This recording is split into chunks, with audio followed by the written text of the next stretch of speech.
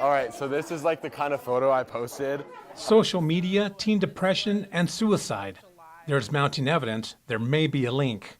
The latest study out this week in Clinical Psychological Science finds that self-reported incidents of depression and suicide rates among teenagers spiked between 2010 and 2015, during the time social media surged in popularity. By far the biggest change in teens' lives between 2012 and 2015 was the huge increase in smartphone ownership and then the subsequent increase in time spent online and on social media. Researchers have found the risks increase in teens who spend more than 2 hours a day on their smartphones.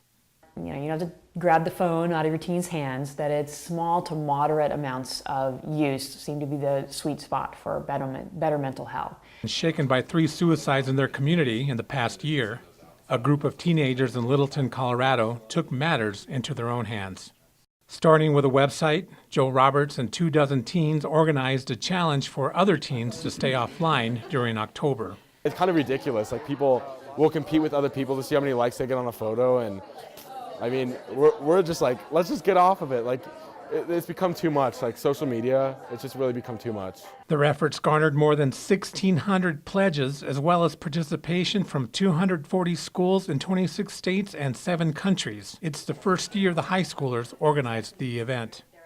It's not the first time that some form of outside media has been blamed for teen depression and suicide. In the mid-1980s, British rock singer Ozzy Osbourne faced a lawsuit that alleged his song Suicide Solution led to a teen suicide. The song was anti-suicide, Osbourne argued, and he won his case. But these teens, as well as researchers and psychologists, say there's more at play with social media. You'll see your friends like out doing fun stuff and maybe you weren't invited. And I just know that that has like a really big negative impact on some people.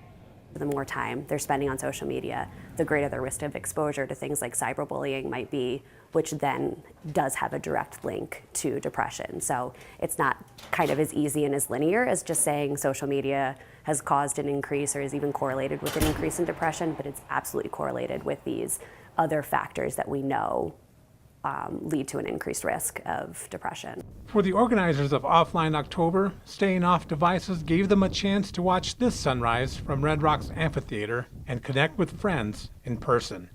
Peter Banda, Associated Press, Littleton, Colorado.